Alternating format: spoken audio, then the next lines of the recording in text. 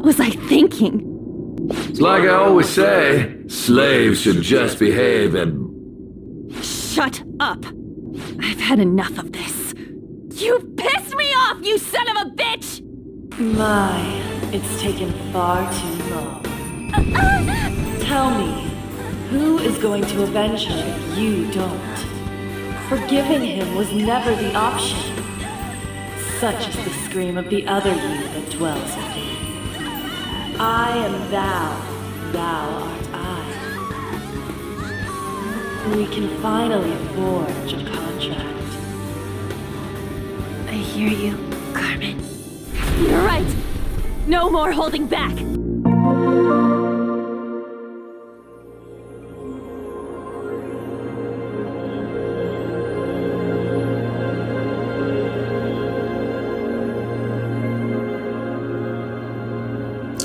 Hello there, and welcome to episode 43 of the video game podcast, PlayStation Pals. I'm your host, Nick, and I am joined by the Grogu to my Dinjarin, Jon. Jon, we're going to do it right, kick it off with a special announcement. Do you want to do the announcement? Do you have any idea what I'm talking about? No, I'm more mad that you brought Star Wars into a video game podcast that has nothing to do with video games. I don't know what the announcement is. And also, Grogu is in Fortnite, so... No. No. That is the biggest asterisk I've ever seen. No, what's the announcement, Nick? I don't know. Well, you pitched this idea, so I thought we could officially announce it. So now you know what I'm talking about? I know what you're talking about, yep. All right, so since it's your idea, I'll give you the honors. Sure. So, I never thought we'd make it this far, Nick. I never thought we'd... last, more than 10, 20 episodes. But here we are, staring number 50 in the face. It's a couple weeks away. So I thought it would be, important and fun to do something a little bit special, a little bit different for it. So what better way to celebrate episode number 50 with trying to devise the PlayStation Pals top 50 games of all time. Big order. I know you're not the biggest fan of ranking things sometimes, especially when it gets into the weeds of like the 37th best game compared to the 38th best game. But... it's not a serious thing, right? It's just going to be our flavor, our favorites, so there will be, certain people that are probably going to be mad because it's not going to have every game in the world on the list. But, I just thought it would be fun to really kind of give the audience and for myself as well, just like a good understanding of the most, our favorite games together. And what we're going to try to do is I'm going to make my 50, Nick's going to make his 50, then we're going to get together and combine them to try and hash it out. And then, maybe down the road we'll tweet our list separately so you guys can see those too if you wanted. But that's kind of the idea for episode number 50, which is mid-June? Well, the plan is to start doing 10 every episode leading to 50. So we'll do, 50 through 41 on episode 46. Okay. And then keep going. So on episode 50, it'll be our top 10 favorite games of all time, so... Which, we were going to do all 50 as, for the 50th, I think, but then it's that's the middle of June. That's probably, the one time we should leave the calendar pretty open. Yeah. Hopefully, fingers crossed, at least. Yeah, there's going to be events.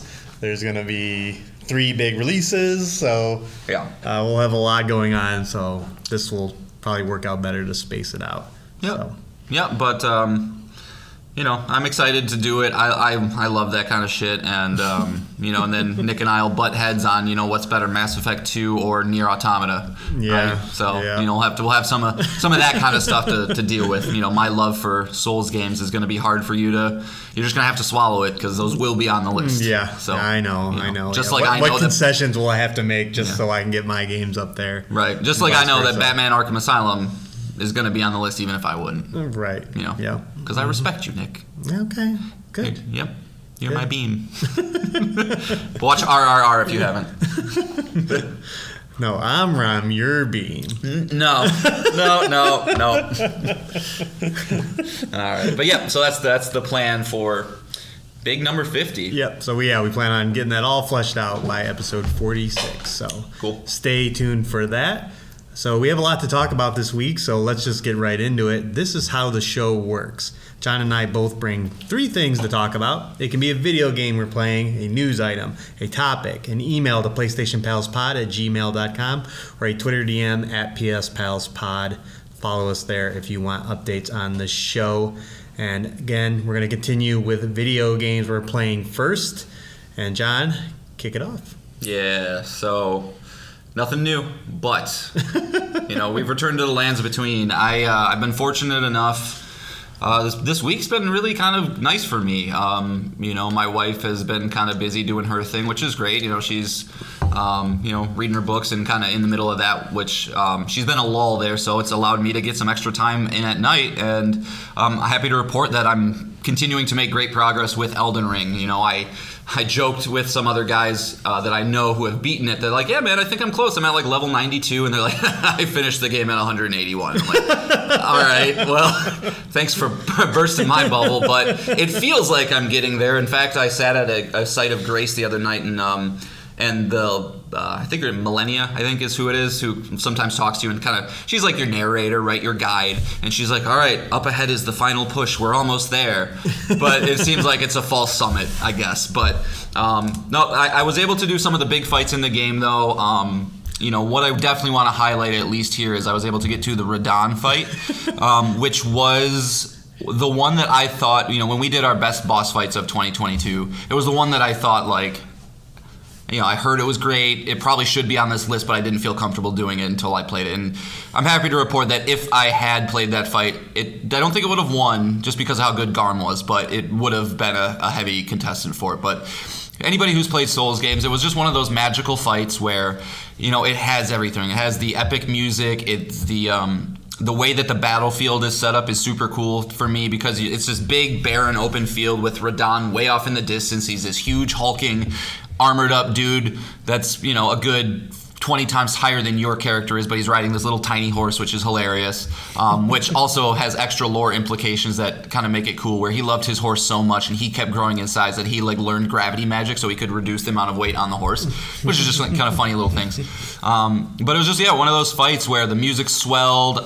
You're able to summon 7 or 8 different NPCs, which felt a little cool because up until now, I don't think you've ever been able to summon more than one for a boss fight. So it felt cool. It felt like you were kind of riding into battle with some buddies, especially when one of those buddies is that infamous pot guy that everybody's seen from the Elden Ring trailers.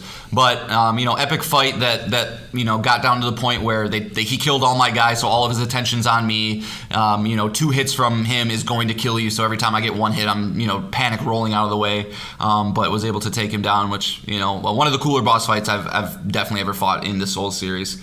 Yeah, you were so giddy about it. You had to show me first thing. Yeah, I rarely do this, but I snapped the hit the little button on the controller to save it. Mostly because I wanted to show my son. He always loves it. He loves watching Elden Ring fights or Souls fights just because it always gets so tense that I give him silly looks while he's watching, and he's like, "Are you gonna win?" I'm like, "I don't know." Which of course, why would I save it if I wasn't a dumb kid? Just kidding. I love you, Levi. But so I got him done. I got to Rickard, who is another one of the Elden Ring holders. Currently on the mountaintop of Giants right now, which I know is where I just said Millennia, so it's not Millennia. Is I don't know who the person at the campsite is now, Marika or something maybe. But so I'm about to fight Millennia, who is the undisputed hardest enemy in this game, so everybody says. So I'm a little nervous about that, but kind of everything holds true, man. I love my build that I've picked. It's really, and I'm not ashamed to admit it, felt like it's kind of put the game on easy mode to make the fights a little bit more digestible. I'm not worried so much about am I going to have to retread this landscape 5 times to just get back to the same fight only to lose within 5 seconds. Everything seems manageable. I don't think I've spent more than 7 or 8 tries on a boss, which is a good spot to be in, I think, because it still does give you the sense of victory when you do it. Are a lot of people using this build that you're using? I think so. I mean, the Moonveil Katana is pretty unanimously decided as maybe the strongest weapon in the game because every weapon has a special skill attached to it, and this one basically you just shoot out a laser beam with your sword that goes far away, and it's basically like you have a incredible ranged melee attack. Mm-hmm. I know Nick, the other Nick we know, I know he used it. I know a lot of people have, so. But I'm not ashamed to admit it. I'm happy I'm doing it because trying to just roll my way out of these scenarios I would have think been some of the criticisms of the game is that because it's so difficult that a lot of people are funneled into these kind of builds. Yep. And these kind of weapons are more attractive because of the game's difficulty. Because you're going to be in a fight with Millennia and you're going to be like, oh, fuck this. This is ridiculously insane that I'm just going to use. Because I think it's like that and like the Mimic summon. I just got the Mimic last night as well. That seems to be like what everyone funnels to because the game is so difficult. So it is definitely a valid criticism, but what I will say as somebody who has played every Souls game is that I view it more as it's just an option. It's a way for the developers to kind of, if you are looking for to put your foot off the gas a little bit, you can, because there's infamous discussions around this genre, right, of should these developers put in difficulty modes to make the games more accessible, and I am a very strong proponent and no, they should definitely not. The game is as intended. It is possible to beat if you don't use this build. It's very possible. It's just there if you want it, and to me, it just makes the game a little more fun, again, because I am the dad that doesn't have the time to really devote to it. And then it's an interesting way to think about it too is that maybe the builds and the weapons are setting your own personal difficulty. Like if you want a harder challenge, there are weapons out there that are harder to use, harder to master. Just talk to the guy who beat Dark Souls with a banana, or the Guitar Hero controller. It is very much that way, but this Elden Ring is just the biggest and best example of allowing the player to have a little more agency with what they want to do. So yeah, I mean, ton of fun. And just the last thing I'll say is, the game truly does shine when you're just exploring, and that's something that I'm trying to consciously do. Is I find myself sometimes just mainlining it to a T, where I'm just going onto a guide and be like, okay, it's Radahn, then it's Rickard, then it's Millennia, then it's the final boss, then I'm done. Where it's like, no, I'm just gonna set this down and I'm gonna look at an area of the map that maybe I don't have a lot of sites of grace and go over there and see what I can find, and that's when the really game really shines. And it's interesting because there are moments of when I'm playing this where I'm like, is this too long? Because like I said, man, it's like if I'm I think I'm 70 hours maybe, and that's a little miscued because I started the game a couple times. Like I've been playing in weird types of ways, so I would say it's not that accurate. But is it starting to get too long? But other times I'm like, no, this game could be 1,000 hours and that's fine because that's what this experience is. It's very replayable. I would love to go back and play New Game Plus if I could, but that would just be foolish. So, but I'm getting there. I don't know if we'll discuss later in the show, but I did just get Nick's copy of Resident Evil 4 that I want to get through. So I'm hoping I don't have to put this on hold too much, but I probably should. We'll see, but I think I will have Elden Ring beaten this year at least. Yeah. I can count on that. I think if you keep up this pace, you'll have it done. Hopefully by Tears of the Kingdom. Yeah. So it is a little almost upsetting that I would go from this to that though, because it is kind of two similar games, but so. But is there anything that this game can ever do, Nick, to get you to play it, or it's just a no? Maybe one day I'll be like, can I just borrow it to try it when because I'm convinced. I do think you're better than I am at video games. Not by a lot, but I think between our time playing It Takes Two and Overcooked and things, it's our skills are at least comparable. And if I can do this, you can do this. And unless if you just hate everything else about it, right? But if you do the dedicated builds and follow a guide to make sure you're getting the things you need, it's such a cool experience. So we'll see. Yeah, but from one 10 out of 10 game to the other, let's talk about yours, Nick. I know you're. I'm honestly, I knew you were gonna like it. I didn't know you would like it this much. So tell me about your travails as a fan. Let's talk about Resident Evil 4 really quick. As John just teased. Okay. I did give him the copy, and it is not because I beat Resident Evil 4. It is because I decided to take a break from it. And that's funny considering it's not a very long game. I'm in Chapter 10, and I found myself hate playing the game. Playing it and not enjoying it. We just lost a listener. Will is not going to listen to us anymore. Playing it because I want to just check a box. Yeah, I want it done. I want it off my plate. I want to get it out there. Yep. And and maybe it's because I played Resident Evil 2 and 3 back to back earlier this year Maybe it's because I Dead played, Space. yeah, and another horror game, Dead Space. Or maybe it's because I played through Resident Evil 4 before that I know what's going to happen. I know how this story is going to shake out. So as it's hitting the similar plot beats, I'm just like, oh yeah, I remember this. This has happened before. Or maybe it is because I'm playing on the other end one of the greatest games of all time that I have ever played. And when you're doing that, wow, you just don't want to play Resident Evil 4. So that's how I feel with Elden Ring now. It's like, I don't really want it, but I guess I'll take it. So obviously that game is Persona 5 Royal. I continue to play it. I'm about over 50 hours in now. I just finished the boss for Mind Palace 5. And I've been enjoying the game a lot so far anyway, but it was really Mind Palace 4 and that whole arc. I won't get into spoilers too much here. Just give me is that It's Futaba. Okay. Yep.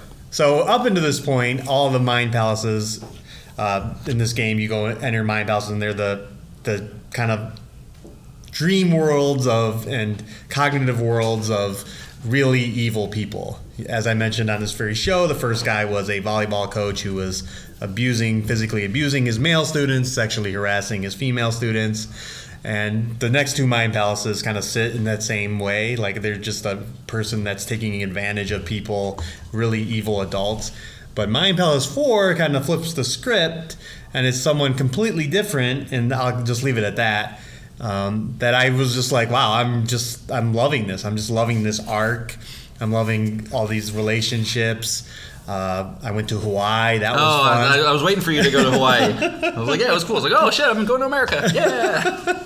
Yeah, and just that as John had mentioned, like you really do feel part of the group, and yeah, it's just such a great story and such great characters all around that I'm compelled to keep playing. Like I'm gonna get the platinum. I'm gonna finish this game, and then you're going to Persona 4? No.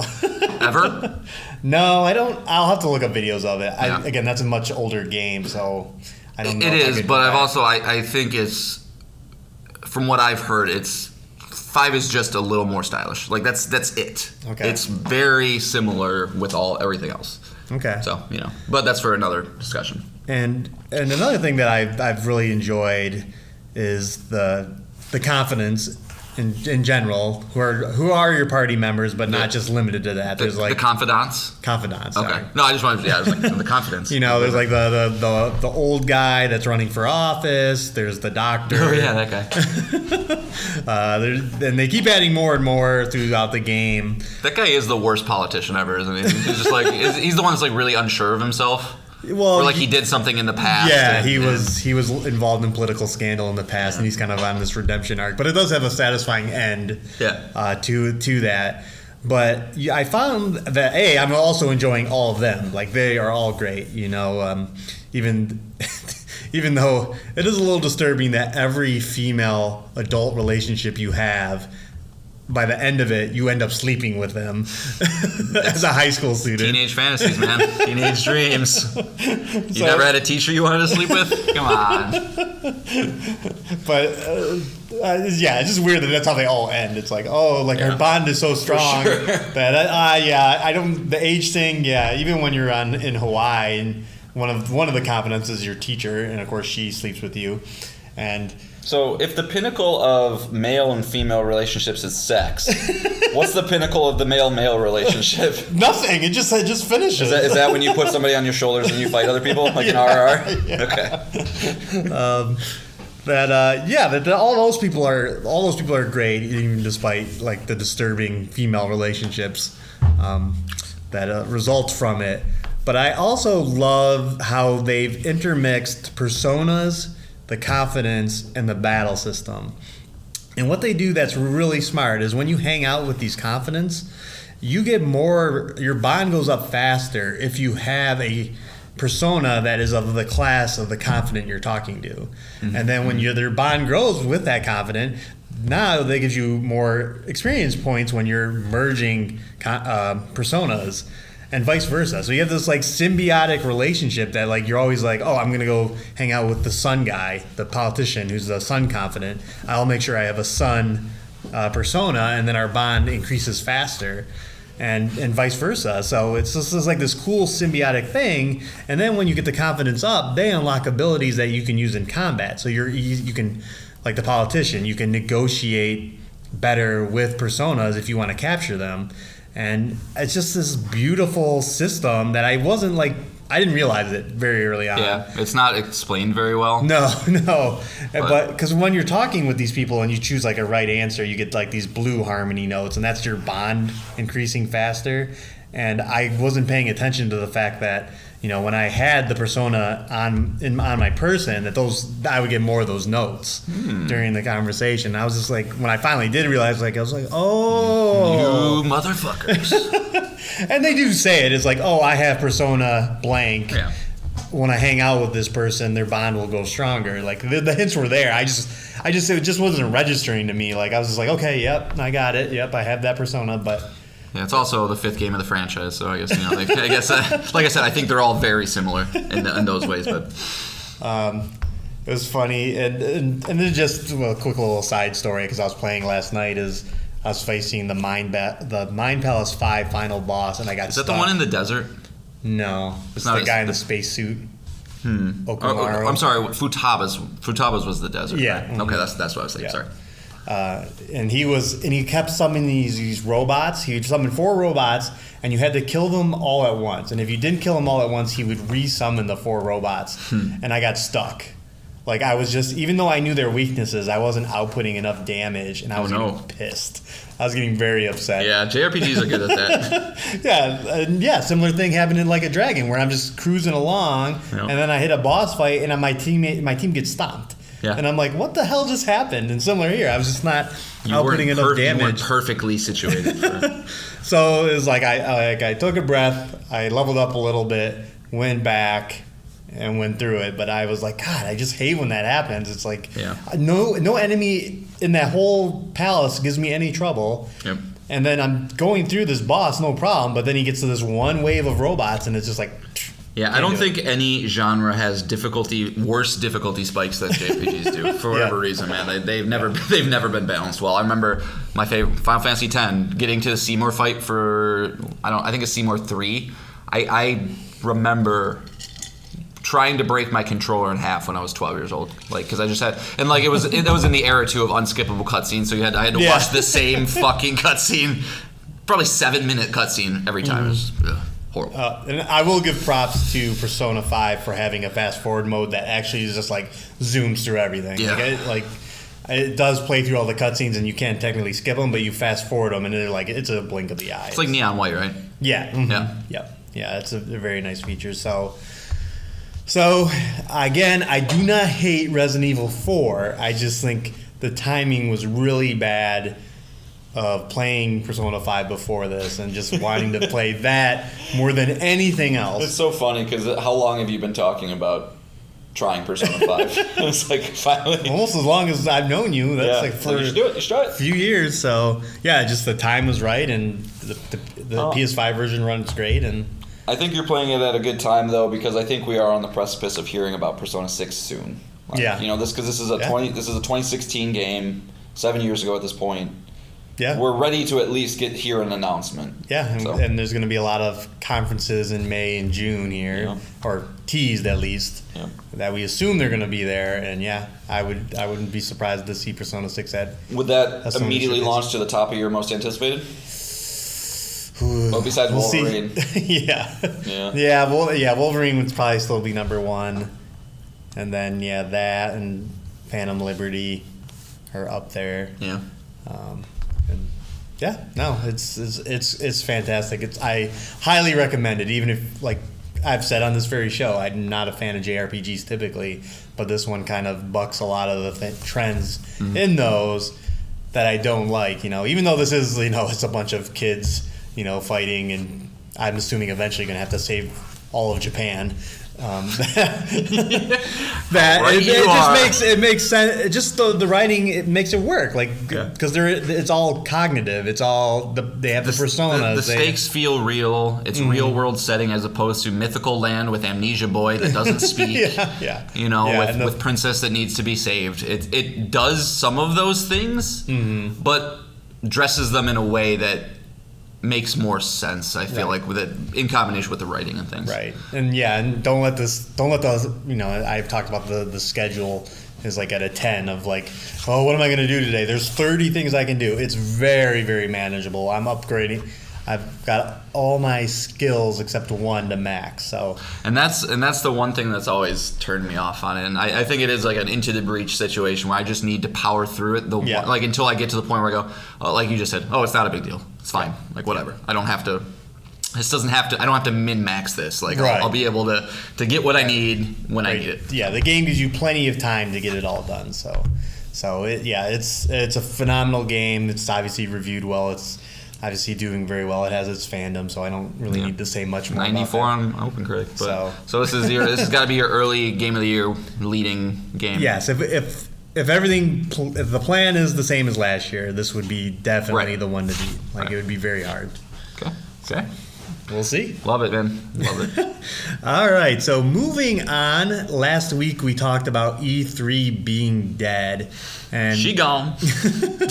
And as we talked about last week, John and I are big fans of E3. We love the idea of a centralized location where publishers face off against each other and try and have the better showcase, And it was always nice to know that for 1 week there was going to be a ton of things you didn't know about. It was the Nerd Super Bowl. Yeah, it really is.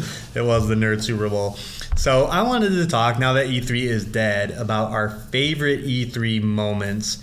Now, John and I had not shared them with each other, so it's going to be... Might be some overlap. Yeah, there could be... we got to come up with a term if we have the same one. I know, Shapoopy. like a boondoggle. Boondoggle. Sure.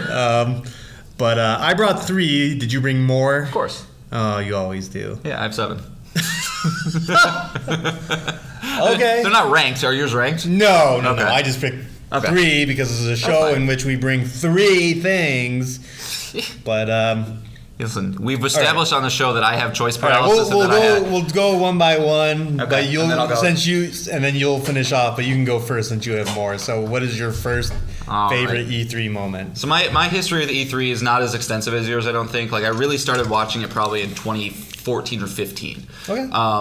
But when I think of E3, the first thing I always think of was the God of War. God of War always comes up on the show. The God of War reveal trailer from 2016 Sony's conference. They started it with the actual orchestra playing the fucking epic God of War music. You didn't know what it was at the time, and it was a good 2 to 3 minutes. They brought out this weird lady who just started making guttural grunting noises, and I was like, what the fuck is going on? But yeah, and then it went up into the screen, and you got to see Atreus playing with like a wooden doll or something, and just hearing the voice of Kratos, which at the time sounded much different in the cabin, not knowing really who it was, and how he emerges from the shadows, and it goes right into a 9-minute gameplay presentation that was fucking awesome.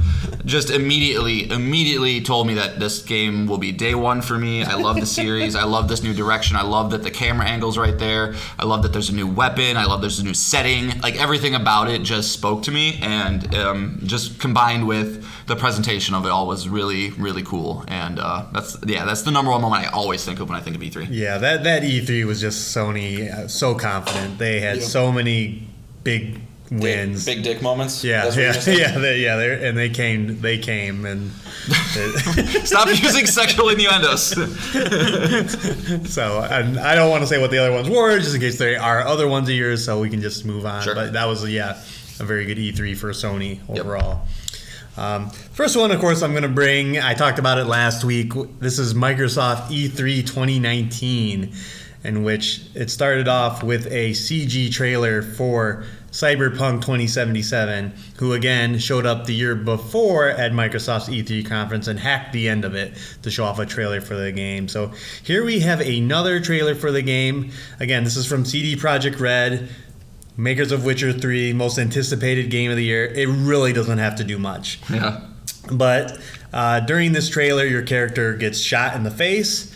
They wake up in what looks like a wasteland, and you get this famous line, "Wake up, samurai." And there's this guy, he takes off his glasses, and it's Keanu fucking Reeves. Like, Keanu Reeves is in this game. And then to add on to that, to everyone just having their minds blown, is the wall comes up and Keanu Reeves is there. And it was probably the last biggest E3 moment. I don't think you'll have one since then, because there hasn't been E3 really. Yeah. And it just blew everyone away. This is where the "you're breathtaking" comes from. That's what I have written down. I just wrote "you're breathtaking." So I did have that on my list. Oh, okay, good. Boondoggle. So yeah, it was just, again, a game that did not need this. It does not need Keanu Reeves, but it got him. We know what happened after, that he was such a huge part of the game, and just, again, like, no one in the world could have predicted that Keanu Reeves was going to be in the game. It'd be at the press conference. It was something else. Yeah, and now we get Idris Elba coming up soon, which is pretty fucking cool too. Yeah, maybe he'll show up at the E3 conference this year. Maybe. I mean, we just need a fucking date for that thing. Yeah. They don't have to sell it too much. They said anymore. News in June about it, so that June is probably when Microsoft's conference is going to be. So. Definitely. Yeah, definitely.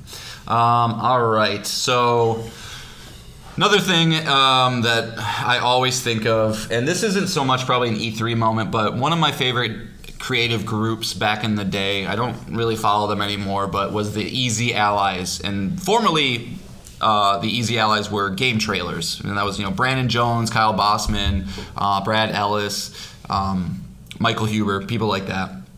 And in 2015, they were having a little like live stream, and Sony unveiled Final Fantasy VII Remake.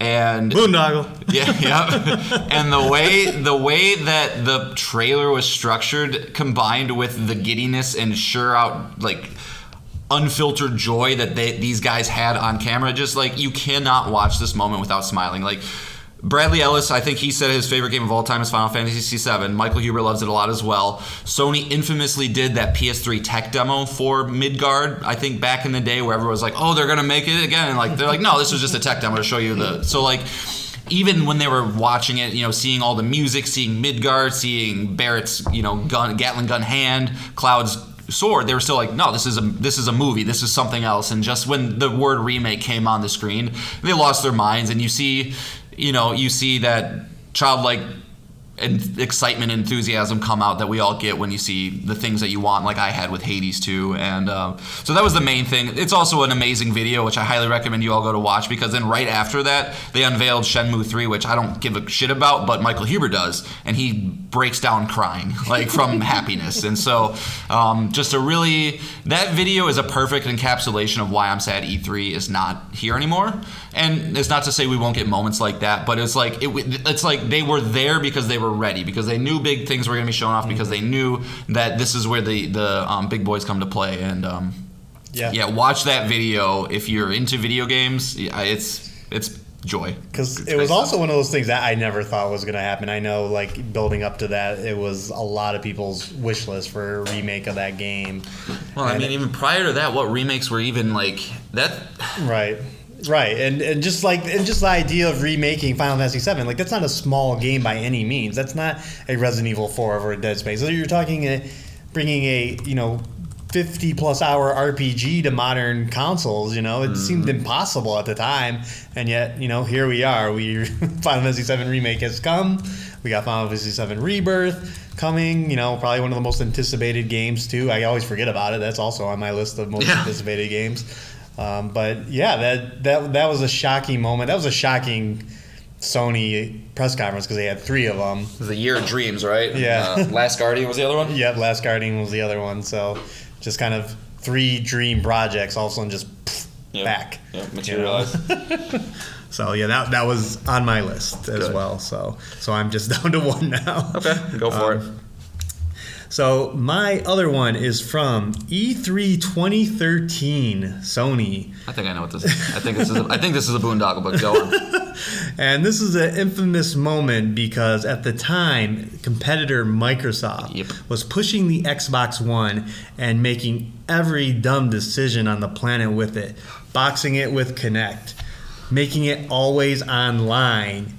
And the big thing they messed up with is no matter what game you bought, whether physical or digital, you could not trade it. You could not sell it to someone. It was yours forever. Nick could not have let me borrow Resident Evil 4. Exactly. They were going to try and get away with this. And just to put your mind in that time period is like people hated GameStop. Developers hated GameStop because GameStop would take, your game and then resell it for an upcharge, and they would get none of that profit on the resale. So they were doing everything they could. This was all the day one passes, all the things they would do at pre-order bonuses up the wazoo for you to get a game early. That was such a gross time. Yeah.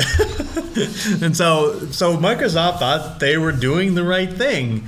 And obviously this was a very much hated thing. It eventually did not make it into the console, but Sony destroyed them in one 20-second video that featured at the time.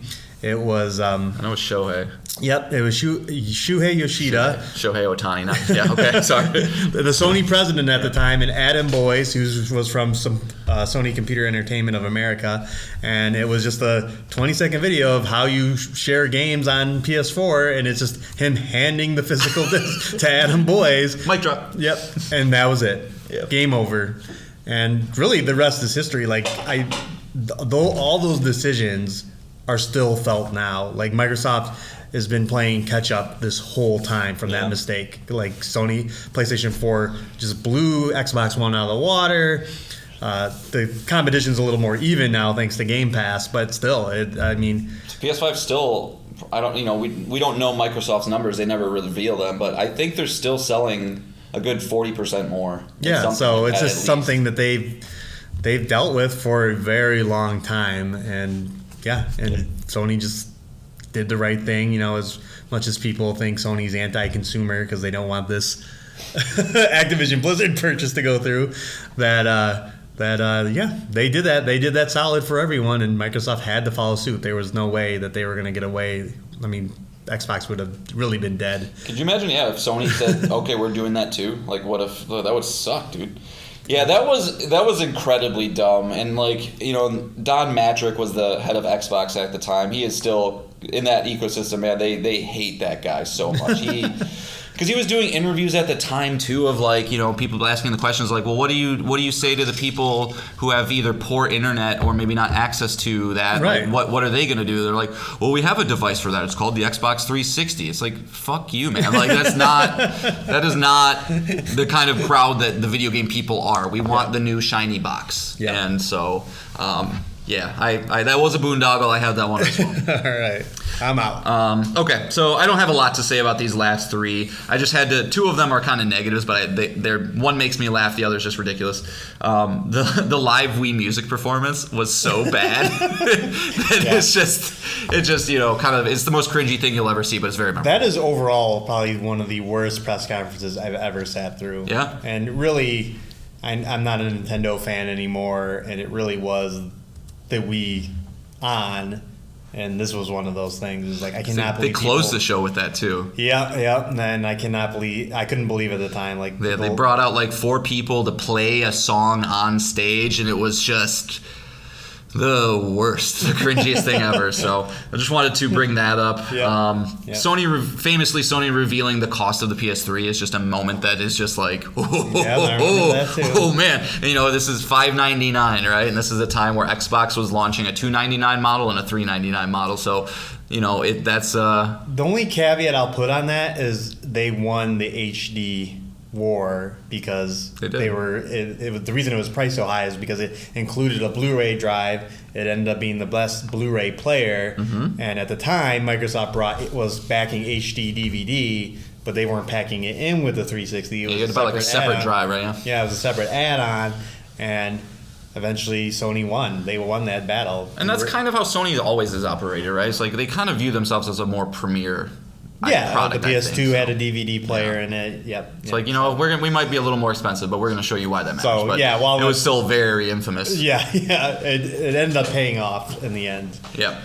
That choice. So. Yeah, but it is interesting, between the Xbox thing and that, it's like, and almost even now with Sony seeming a little bit cocky based on their positioning with trying to block this Activision deal, it's like, if you can almost guarantee that like whichever console manufacturer was like leading in the one before it, they're going to get cocky and they're going to fuck up something the next one, and then it just keeps going. So I don't know if Sony will be able to maintain that, but they always make each other better, though. That's kind of it is. That's, like you cannot hate Sony or Microsoft if you're on one side of the console war, because the things that you enjoy about your current console are there because of the competitor. Why do you think we got PlayStation Extra? Yeah, we exactly. wouldn't have got PlayStation Extra if Game Pass didn't exist. Exactly. And then the last thing I want to mention, just this is a very heartwarming moment that is another reason why video games are awesome, is when God, why can't I think of his name? I didn't write his name down because it's so easy. Who's the Mario Zelda guy? Morimoto? Yeah, Miyamoto. Sorry.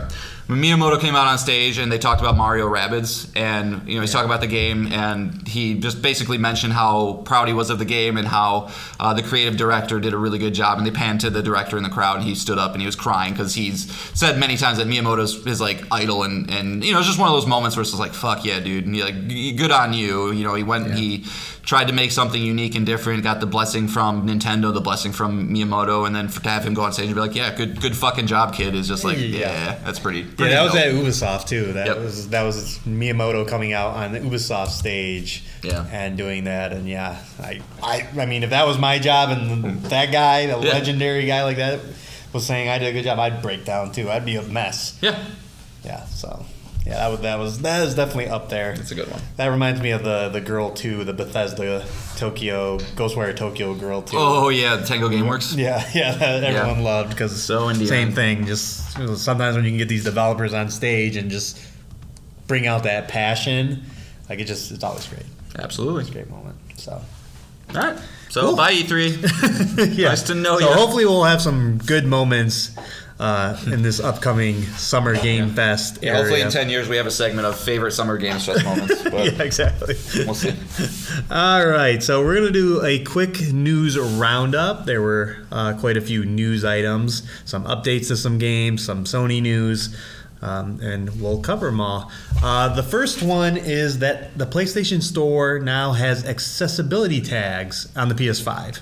So if you are a developer and you put a game up there, Sony has now given you access to over 50 accessibility tags. So if you have any impairments, whether visual, audio, or control, you can search them now. And there's not really much to say on that other than it's awesome. That's kind of Sony keeps leading the way. It was a big part of why I thought The Last of Us Part 1 had to exist, because they put a lot of effort into the accessibility options for that game.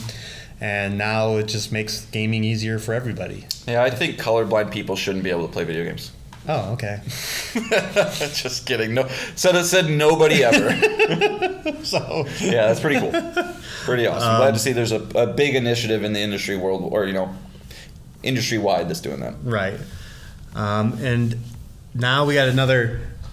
I don't know. My brain is losing it. It's Friday night, and my brain's fried. So, God of War Ragnarok, our game of the year, or John's game of the year specifically, one of my top games of last year. You can't backpedal now.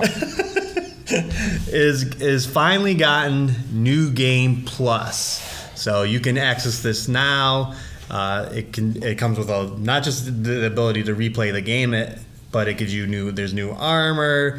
There's ways to hamper yourself to make it more challenging. If you played the game on the hardest difficulty and that wasn't enough for you, you can do that. There's more challenge rooms. You can kind of equip yourself with different companions now when you do these boss challenges. So you can have a companion that was in the game before.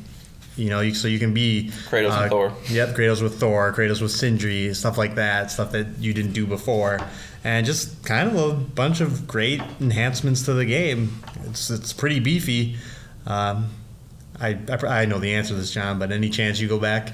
No, I wish there was. I have a very firm rule. If I've platinumed the game, I don't know how you can get me to go back and play it. But I mean, it's really cool. Good job, Sony Santa Monica, to kind of go above and beyond with what you needed to do there. But it is just a bummer that when you have a game that you love so much that you have to play it day one. It's like you're almost handicapping yourself. But it's I don't regret playing it day one. It's just kind of a bummer. But no, I got my fill of Ragnarok. I'm ready to either see what Kratos is up to next or, let him rest for a little bit. So sure.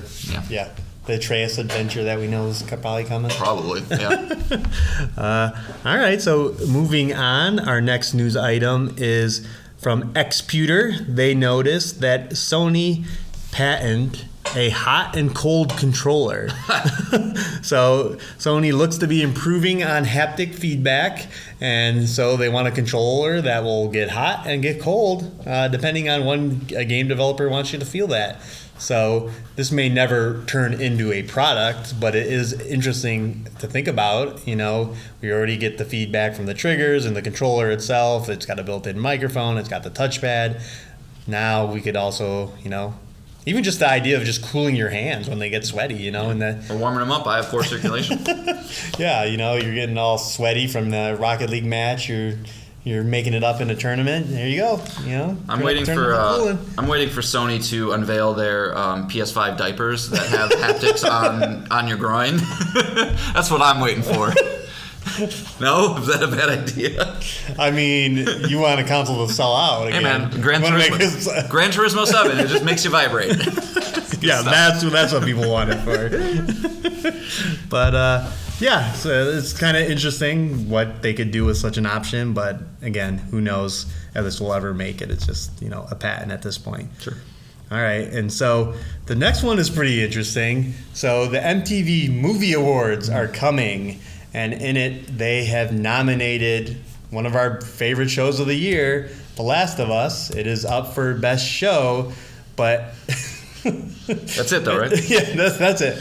But it's also up for Best Kiss. And you may be asking, when did anyone kiss? Oh, I don't think anybody's asking that. Was it Maria and Tommy? No. No? No. Riley Ellie? No. Bill Frank. Could be Bill Frank. Yeah, that's true. Bill Frank was a great kiss. Yeah. No. They nominated Tess and the Infected. Fungal Man. Yeah, that go, the cordyceps kiss, as was in episode 2 of The Last of Us show. And we learned who that actor is, so it is Anna Torv and Philip Prajou? Pragous? Prosciutto. So I don't understand how this made it. If they wanted a silly option, I think it would be hilarious if it won. I think it's going to win. I think it's one of those moments like when Canada asked, hey, I want you guys to name our next boat, and they named it Shippy McBoatface or whatever. So I think it'll get a lot of troll votes for sure. Yeah, it's definitely interesting. All the rest of them are just pretty standard kisses. Like you said, I think Bill and Frank would definitely should be the real answer to it, but here we are. I'd be curious. Do you know, Nick, how the nominations are made? Are those fan voted as well? I don't follow this at all. I know they like to be a little more sillier. I think it's just a situation where they realize that if we include this, we're gonna get a little bit of coverage on IGN. We're gonna get podcast talking about it, AO like us, and then I think it's going to have a little snowball effect and win. That's kind of what I think. Yeah. But then again, you did have Selena Gomez and Cara Delevingne. They're nominated, and very good-looking women. So we'll see. But I would call it right now. It's going to win. Okay. Yeah. I guess we'll know. I don't remember when the MTV Awards are, but if that does win, we'll have to talk about it because that'll be pretty wild. We'll give a little shine to it. And our final news item, Resident Evil 4 has gotten a free update today. Nice. The Mercenaries mode, which was featured in the game initially, is back as a free DLC to Resident Evil 4. Right now, it's only Leon. I believe in the original Resident Evil 4, you could play as Wesker and Ada. They're not playable in this, but I believe people have data mined that they're going to be coming. But at this time, it's just Leon. So it's just if you haven't heard of Mercenaries mode, it's kind of like a time attack mode where you're trying to get a higher score. You're going to be attacked by every enemy in the game. You're going to have access to the simple weapons, but if you run around the map, you can get more and more weapons. Oh, that's cool. Yeah, it's a fun little mode. It's not going to keep your attention very long, but I'm sure there will be plenty of people competing for the best scores, and you'll see a lot of the best runs out there. So yeah, it's cool. Out today. As you're listening to this, you can get it. Sick, dude.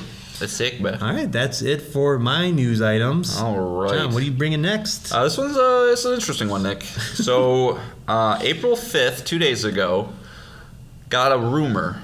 But it seems like a pretty substantial rumor. This is reported from insider-gaming.com, which is Tom Henderson's website. He is one of the more well-known, insiders out there. He's no Jason Schreier, but he's a Jeff Grubb-esque kind of person, right? So full of shit. Yeah, so full of shit.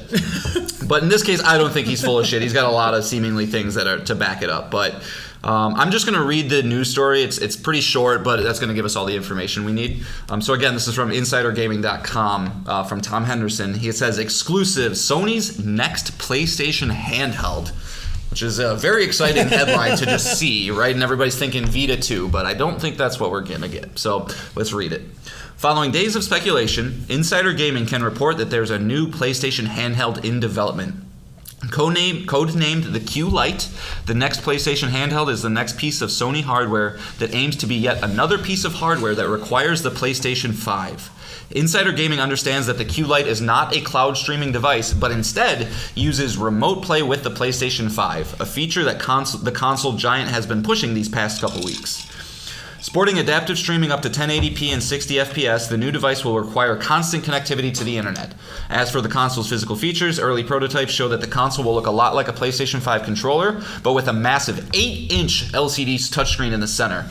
The device will support adaptive triggers and haptic feedback and will include what you would come to expect from a handheld: volume button, speakers, audio input jack, etc. Insider Gaming understands that the Q Lite is in its QA phase and is scheduled to release before the PlayStation 5 Pro and after the detachable disc drive PS5. As previously mentioned by industry insider Jeff Grubb, Sony is planning to announce its second phase of the PS5 in quotes, which was in reference to its future game slate. Ironically, though, this second phase is very much true for Sony's hardware offerings, with the new detachable disc drive, PlayStation 5 Project Nomad, which are apparent wireless earphones, Project Voyager, which is a new wireless headset, and the Q Lite handheld, all scheduled to be released in a very short time. What are your thoughts, Nick? First, I just want to qualify my Jeff Grubb comment and Tom Henderson, is that I've never seen any of their rumors come true. And it's not that and to be honest, I don't follow everything they say. Like they're not like Schreier is. And when I was listening to Schreier's podcast and following Schreier on Twitter, that I could see when his things came true. So I don't know if they've had rumors that come true. I just know last year Jeff Grubb got us all going on a Square Enix Sony acquisition, and that never happened. I still think that's happening though. Yeah, not to say that it could. Again, with this Activision Blizzard thing, that'll probably come to light if wherever this Activision Blizzard thing goes. Then this will be announced. It'll be such a shit show. But anyway, so I just wanted to say that. It's not that I just never seen any of the rumors come true. Sure. As you mentioned, as you read, Tom Henderson has been popping off about Sony hardware for a bit here. Yeah. So, and those haven't come true yet. So, but back to the hardware itself. When I was reading it first, I was kind of disappointed. Because again, it's not a Vita 2 or anything. But if it's priced correctly, I don't know, a controller that I can play my PlayStation in bed, and it has all the haptic feedback and the buttons and everything, just has a screen in the middle. That could be really good. Or if for games they probably won't make use of it as kind of like a secondary screen. So I could have I could be playing Resident Evil 4 and then I have my little attached case in that screen. And even though I'm looking at the screen, I can look down and play with my items and the quick items on the fly if it has a touch screen. I don't know if it does. It does, yeah. So options like that could be fun. So I don't know. I kind of would be excited about this, even if it isn't a permanent solution. And I probably wouldn't be able to play this unless I was like, on internet, a really strong internet connection. I think the messaging for this device is going to be tricky because I think you're right. I think there is a place for it, but they have to be able to get the message across to the consumer that this is not a portable gaming machine in the sense of a Switch or a 3DS. This is a device that's probably honestly meant to be used at home to allow people to use their PlayStation 5 when maybe it's already being taken up by another family member. Like, I'm thinking of myself, right? It's like my son is, if he's at home and he doesn't have to do his schoolwork, read or anything, he's usually probably watching YouTube or playing a game on a PlayStation. That's fine. But if there was a way for me to be able to connect to that and play a game like while I'm sitting on the couch next, that would be the coolest thing ever. Right. So like if there's a way for Sony to kind of tweak the tech to get it to fit in this weird little niche and price it appropriately, I agree. I think it could be cool. But I think most people are going to see this kind of headline and go, wait, it's remote play and you have to be connected to the internet? That's bullshit. I'm just going to get a Switch or a Steam Deck. So doing it, getting the messaging out correctly is important. Now, I have seen people say that as well, like it needs to be priced appropriately, with people saying like, yeah, if it's like $50 or $60, I'll buy it. It's like, dude, a controller is $65, $70 like this.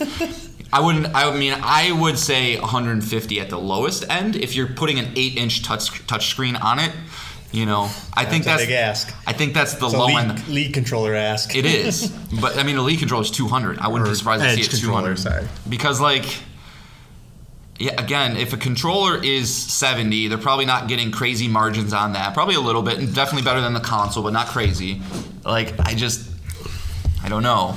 Yeah. So it'll be something to keep our eyes on, but it is rumored, and like you said, these Tom Henderson, Jeff Grubb are kind of the two biggest talkers with a lot hanging in the air right now. But I personally do believe this because I think that this whole Activision Blizzard thing is just such a big deal that it's fucked up so much that I think Jeff Grubb probably did hear that Sony's buying Square Enix, but yeah, they can't say anything until then. Tom Henderson, I didn't comb his Twitter account like crazy, but the only thing I did see is he did call Counter-Strike 2 17 days before it showed. So it's like, so that is one thing, right? And it's like, and he's got his own website. So he is one of the names, like when he says something, I do tend to, my ears will perk up. A little more credibility than most people. Yeah, exactly. So he's no Schreier. And I know, especially if he's the guy that you follow, he is the man. He does not say things until he has the reporting ready to go. So, if that's your comparison. But needless to say, I do think this is true. I do think that we will... Do you think that we're going to get a pretty decent blowout at this supposed showcase? Or do you think that this is a little further out? Because they're saying it's going to come out between the Pro and the disc drive thing, which if they're saying the Pro is next summer, you got to... Yeah, if the plan is for it to come out this year, then I would think it'd be at this showcase. This showcase is going to be huge. But if they're going to include hardware into this thing... But they also have to sell the PSVR 2s, which the keys what we're about to talk about. So I don't know. They might be silent on this till next year. Yeah. Or closer to Christmas time, and then they might unveil it. So we'll see. I will say with all of this, this type of Sony does worry me a little bit, where it seems like they're taking a lot of half measures and they're kind of going all in without going all in, right? Where we're going to make a remote play thing, but it's not probably what you want. Yeah, we're going to make a new VR headset, but, we'll get you games when you need them. And, but also we're going to do a new headset and we're going to do a detachable drive and we're going to do a PS5 Pro. It's like, guys, stick with a couple things, support them very strongly, and we're going to be behind you. But, I just think of a lot of the past things, right? Sony's 3D TV, PS TV, PSP Go, the iToy, the Move, even you could argue the Vita and the original PSVR were kind of half supported initiatives. And so if you're going to get behind these things, get behind these things. And as we're about to talk about into the next topic, I really worry that Sony is starting to spread its resources a little thin when it comes to what they can do, especially if they want to breach into this live service world. And you're talking about an overall price tag. If you wanted to have a PlayStation 5, PSVR 2, 3D Pulse headset, DualSense Edge. Like, Yeah. like it's starting to get, like, accessory-wise, just getting a little obnoxious, you know? Yeah, and I understand companies want for their consumer to be bought into your ecosystem entirely. You know, you look at Apple. Apple is the crown jewel of that type of thing. If you have an iPhone, you're probably getting an Apple Watch. If you're an Apple Watch, you're probably going to get AirPods. Like, it works, but that's Apple. Like, Sony's not Microsoft. So, and this kind of leads into the next topic, right? And I want to talk a little bit, Nick, about where we stand with PSVR 2, how it's been selling, and spoiler alert, it's not selling well, so how can we fix this? Yeah, definitely a quiet topic on this show, and it's been out for 2 months. Yeah, I mean, I haven't gotten myself one yet, which, is, kind of crazy, because I do consider myself one of the hardcore PlayStation people that will probably just buy whatever they put out. And so I want to start off the conversation initially that I think the economic reality of the world right now is it's just the worst time to release new hardware. And there's nothing that Sony can do about that. I think they had to decide we have to either release this now or we're not going to really be able to release it because the tech that we have in place is just, it's good for now, but tech moves so fast and we need to get it out. So I think there are some things at play that Sony has no control over that they're just going to have to suck up and, accept the reality of. But Bloomberg did just kind of release a piece, and this is estimates, right? This hasn't been confirmed by Sony. This is what they've kind of gleaned through third-party research firms and things like that. But they have published saying that the PSVR 2 may sell around 270,000 units from its February 2022 release date to the end of March, which is about a 5-week period. There is no direct comparison to that, but just to kind of show what the first one did, the first official number that we got from Sony was it sold 915,000 units between October 2016 and February 2017, about 4 months or 16 weeks. So not apples to apples, but it's definitely not outpacing it, especially when you consider that the front end of these launches are going to be way, way more top heavy, right? Mm-hmm. That's where you sell most of the things. So not doing so hot so far. And this is also... if you remember, I don't know if you do, Nick, or I don't think we were doing the podcast around then, but Sony initially said that their plan was to ship about 2 million of these things in its first year. It's not even close to that. They revised that, saying we're aiming for about 1 million.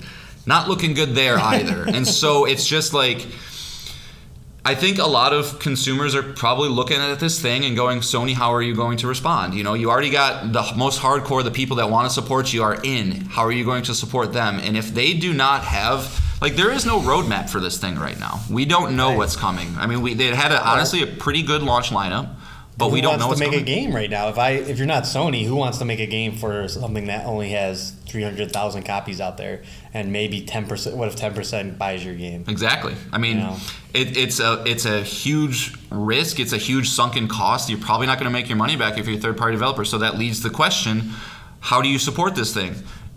And if you're Sony, do you take the resources you had? I said earlier, I think Sony's starting to get a little thin with the resources they have. It's like, do you dedicate a large portion of your first-party team to support this thing, to develop games for this thing, to make it viable, to grow it the way you need to? Or do you say, we're going to make our money and make for PS5? So I have a couple thoughts. And... so Jim Ryan, if you're listening, give me a call. But pay me. And these may be completely unviable. I don't know the behind the scenes discussions of between Gabe Newell and Jim Ryan, right? But I think one of the biggest things that you could do to get this thing viable is figure out a way to sell it on PC, which I know goes against a lot of. Do you think that's not already in the plan? I don't know. I hope it is, because Sony has made a big push into the PC space lately. They bought Nix's, which is a team does PC ports exclusively, I believe. They're pushing all their games onto PC after they've been out for a little bit. So I think they're warming up to that space. And if they can find a way to get the drivers and things that they need in to get onto PC, I think you can have your cake and eat it too a little bit, because you can automatically get into Steam if Valve is on board, right? I don't know if they need a buttload of money, if they need a cut of every sale, whatever the case, but if you want to make this thing viable, get it there. Then you immediately have access to Steam's VR library, assuming that the paperwork is signed and things you need. That means Half-Life Alyx. That means any of those games that are not on PSVR. You could theoretically, this might be touchy and could piss people off, so I don't know if this would be the right move, but if you wanted to maintain that PlayStation exclusivity, that you could still publish games that are only compatible with the device. I think that would be a bad move, but it is a way to kind of protect your exclusivity. But I don't think they need that anymore. I think... But then, and you could also port Call of the Mountain to PC, and have an audience there. Yeah, but I think VR is in a position where there are two key demographics isn't the right word, but markets of the VR space, and that is the MetaQuest, the completely portable, completely wire-free, a little less robust, a little more value side, and then there's the high-end, dedicated PC MetaQuest Pro $1,500 device PSVR 2 land. And I think if you were able to strike a deal, you could fucking just corner that PC market to a T. The tech inside the PSVR 2 is every bit as good as the MetaQuest Pro. Mm-hmm. Maybe a little bit less, but we're talking $1,500 versus $550. And I think you need to make a move like this to make this thing have a lasting impact, because I gotta be honest, if I was Sony, I would say no, man. Like, we need more first party games. Like, that is the war that's being fought between Game Pass and PlayStation right now. That's where the war is. Like, everything else kind of doesn't really, like, it matters, but let's get rid of that notion of being anti-consumer. Let's get rid of that. If we put this thing out and say, like, guys, on PC, have at it. Like, we figured out the drivers. I think that would immediately... Think of all the porn you could watch. All the porn, dude. All my Sony diapers. My Sony Haptic diapers. But it needs something like this, because I'm going to be honest. I think without a major move like that, I think it's going to die. I think it's going to... Because even the PSVR 1 had a lot of support in the front end. And by the end of that thing, every NPD was Job Simulator, Beat Saber, Vader Immortal. It's the same things every single week. I mean, we'll see what this supposed Sony showcase has. I mean, they could definitely turn things around if they have a big next second half of the year. It's got to look real good. Like, Half-Life Alyx is obviously the one that everybody keeps mentioning. We mention it here on the show. John always mentions it. But even Half-Life Alyx is like a 10-hour experience. Like, right. It would have to be a lot more. Yeah. A new Astrobot game would be awesome as well. But, like, I think they're almost... like, I don't know, hey, we just partnered with the NFL. If you subscribe to PlayStation Extra, you have access to this thing that lets you watch your favorite team, like, their games. Or there has to be something of that to get people excited, to get people ready to invest in this thing, because the economic realities are so tough right now. Like, they came out at a bad time, but... And Sony is still on this, keeping their cards close to their vest. And I don't know if that's because of the Activision Blizzard thing still going on, or because they're planning on having just one fucking crazy-ass showcase. Yeah. It's just their silence kills any momentum for PSVR 2, because there's nothing really to talk about. Now, next week, we are getting another batch of PlayStation Plus Extra Premium games. I mean... be nice to hear some PSVR 2 games get added to that. That'd be another great little thing. Yeah, a little goodwill. But yeah, like you said, I think they gotta encourage some other people to buy units, and yeah, I think if announcing some kind of PC compatibility would get a lot of people to buy in, because if you're talking about premium products, people that build PCs, they're all for that. So a $500 headset's nothing to a graphics card. Right. So. It's just so interesting, because I feel like I am this, like, golden goose in this situation, where it's like I am the guy they're trying to get right now, right? I am the dedicated PlayStation guy who will entertain the idea of buying everything that you make. You have to give me a reason why, and if you don't have a reason for me yet, and granted, I am a man that doesn't have the most disposable income in the world, and economic times are hard and things like that, but, like, I'll move funds around if you give me a reason to do it. Right. And I don't know one game's probably enough for me, but, like, there just has to be a way to get the diehards into this. And yeah, when this showcase is announced, this will be a big part of it. Is how people feel after that, bring momentum to PSVR 2 and what we predict they will do to do that. But yeah, it's kind of a bummer this thing is out, and it's just as our listeners know, we don't even talk about it. So no.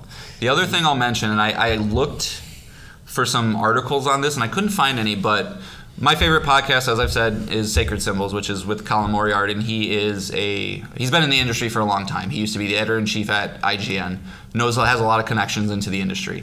He mentioned on last week's episode that there is an initiative at PlayStation for the hybrid game, which is effectively trying to develop a game that will work on both, right? You think Resident Evil Village, you think, I don't know, you could probably even do Astrobot in that way. But if they can figure out a viable way, or if they have a team within each first party that is like kind of working on that, if you can have a way, this is the holy grail, I think, that if they can hit it. I don't know how you could do it because some experience just simply would not work. But if you can develop more hybrid games that work on both, that's the best thing you could possibly do, because you're going to have a 2-for-1, kill two birds with one stone every single release. And you're going to get way more people into it. And so if that's a real thing, which I don't see a reason why he would say it wasn't, that could be something to look, to keep an eye on and hope that they can figure out a way. Because, they bought Insomniac. Insomniac's one of those rare teams that does both very well. They know how to do both. So I think they have a lot of strategic purchases in the past 5 years to maybe help get towards that. But if they can figure out a way to let me play, I don't know what a good example is. I mean, Gran Turismo's obviously a great example, but even if it's not every game, if it's a lot of them. Think of Ghost of Tsushima, maybe? Yeah. Like a first-person samurai wielding, the platforming might be a little tricky. But I got one. MLB The Show. Oh, that would be huge. I mean, even it'd be hard to do an entire game in the show, because I don't know how you would simulate running on a field. If you're the hitter, I think it would just be you'd have to pitching and hitting. Yeah. But even that, if done well, would be huge. The hitting part would be sweet. I would do home run derby all day long. If they can get it close to.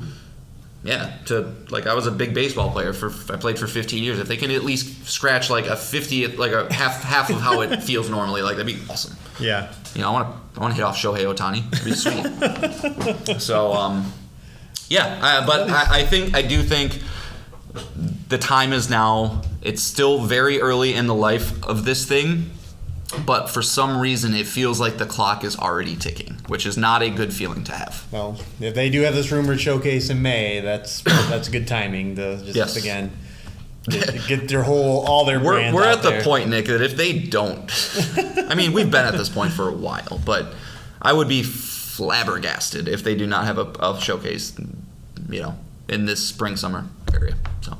So is someone saying DEF CON level? Ooh, I don't know. No, not yet. I think it would be crazy to think that it's going to be anything before end of May. Yeah. But yeah, so I'm rooting for you, PSVR 2. I think the tech is great. Anybody who's ever played one, every time they take it off, they go, "That was amazing," and they want to keep playing. But you just have to get people. Not to get back into that argument. Also, the people that we know that have a PSVR 2 aren't really talking about it either. So they're not coming to us. That is with, true. So even the other guys that we work with. I mean, I haven't heard them talk about it in a while. Yeah. So it is a bummer, but the tech is cool. So porn. NFL deal, and Sony Haptic underpants. That's how you fix it. Yeah. Get on PC. Yeah. It's one way to fix it, but... Sure. We'll see. All right. So that is 6 things. We did it again, John. No way, bruh. So to tease for next week, there will be more Elden Ring and Persona 5 for sure. Maybe John will have some Resident Evil 4. Maybe he'll have a different thought on it. I am curious to hear what you think about it. I am too, and I'm wondering if, because from what you said, where it's just I didn't remember the story beats, and then all of a sudden I did. Yeah. I'm wondering if that same thing's happening. My memory is half as good as yours. I'll play something the night before and go, I don't know what I did. So we're talking about something that came out in 2005, so right. I think you're forgiven. Yeah, but I'm wondering if there will, I will remember, I think, some moments, the big trolls and like I said, the guys with the Wolverine claws in the castle, but I don't remember who Salazar is, or what. He's just a little dude running around being crazy. Yeah. So I'm excited. Yeah, I'm excited to see it, and I've heard Ashley's cool. I've heard Ada sucks, but unfortunately, hopefully don't attack the actress since that's happening right now, of course. But I'm excited. Yeah, and again, I'll play with my son. Yeah, we'll have. It's probably one of the. No. My wife would murder me. And he'd nightmares. But Yeah, and then again, it'll be the week before the third Tuesday, so... Sorry, it's just funny because I know you're not a dad, Nick, but as a dad, you just have so many moments where you go like, oh yeah, you wouldn't know that, or you wouldn't have never experienced that. Yeah. I just picture the first time you shoot somebody's head off and like one of the parasites explodes out. You're like, ah! That's true. That is pretty freaky. Yeah. So. And even in the game, it builds that point up. You know, you can see it happen on a shadow of a person, so you're like, what happened? But you know, I know what happened, so it was not a big deal. So yeah, I tried to show him the tiger scene or the jungle scene in RRR, and he was like, Dad, this is too intense. I'm like, oh, okay. Sorry, I thought you'd think it was really cool. My bad. So the April PlayStation Plus Extra games will be announced next week. So that'll be something to talk about. We're actually going to try something different with how we cover those next week. So that is something to look forward to. And then, we keep going on. There'll be more news, more topics, more everything. How's your Jedi Survivor hype level? It's really fucking high. Today, as we're recording, is Star Wars Day. And they're having Star Wars Celebration in London right now. There was a bunch of brand new trailers. Shockingly, no news yet about Jedi Survivor. But they don't need to. That fevered hype. That game looks incredible. All the impressions were very high on it. So that'll be a Game of the Year contender for sure. Yeah, and I can't wait. So cool. All right, so song that we're leaving you on, another Persona 5 song. It's going to be Colors Flying High this time. This will make Lynn the most played artist on PlayStation Pals. Within the span of like 4 weeks. So enjoy the song. Again, the soundtrack's incredible. She's incredible. I love her so much. Yeah, so enjoy the song, and then we will be back next week with 6 more things. Bye, guys. See ya.